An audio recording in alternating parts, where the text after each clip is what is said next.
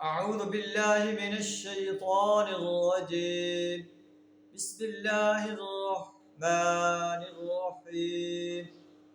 أزفت الآزفة ليس لها من دون الله كاشفة أفمن هذا الحديث تعجبون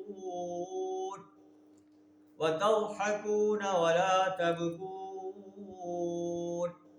وأنتم سامدون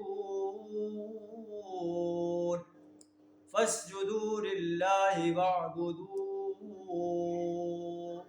صدق اللہ العظیم. سورہ النجم آیت نمبر 57 تا 62 آپ کے سامنے تلاوت کی ہیں. اللہ فرماتا ہے کہ ازفت الازفہ، آنے والی گھڑی قریب آ لگی، یعنی قیامت قریب ہے. اقترب للناس حسابهم، لوگوں کے حساب کا وقت قریب آ پہنچا ہے. وہم فی غفلت معرضون، اور وہ غفلت پہ پڑے ہوئے ہیں، اللہ کے احکامات سے اعراض کر رہے ہیں. ہمیں بھی اپنے بارے میں سوچنا چاہیے کہ کیا ہم غفلت پہ تو نہیں پڑے ہوئے، اللہ کے احکامات سے اعراض تو نہیں کر رہے. لیس لہا من دون اللہ کاشفہ، آنے والی گھڑی قریب آ لگی ہے، اللہ کے سوا کوئی اسے ہٹانے والا نہیں. افمن هذا الحدیث تعجبون، اب کیا یہی وہ باتیں ہیں جن پر تم اظہار تعجب کرتے ہو؟ وَتَضْحَكُونَ وَلَا تَبْكُونَ، ہنستے ہو اور روتے نہیں. اپنے انجام پر نہیں روتے کہ جس کفر پر تم ڈٹے ہوئے وہ تمہیں جہنم کی آگ میں لے جائے گا، بلکہ اس پر ہنستے ہو.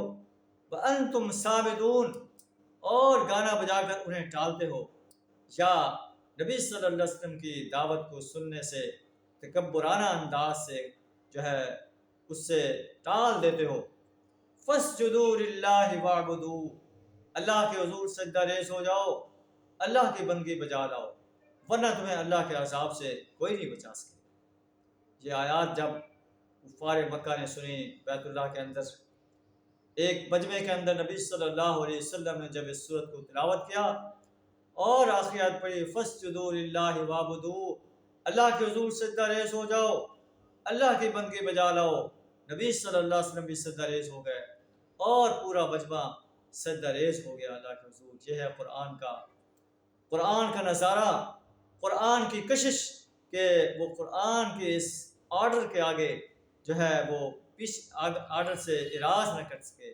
فَاسْجُدُوا لِلَّهِ وَاعْبُدُوا، اللہ ہمیں بھی اپنے حضور سجدہ ریز ہونے کی توفیق عطا فرمائے اور اپنی غلامی، اپنی پرستش، اپنی بندگی، اپنی اطاعت، اپنی حاکمیت کو تسلیم کرنے، اپنی حاکمیت کو قائم کرنے، اپنی ذات کو پکارنے، اپنی ذات سے دعائیں مانگنے کی توفیق عطا فرمائے. وآخر دعوانا الحمد للہ رب العالمین.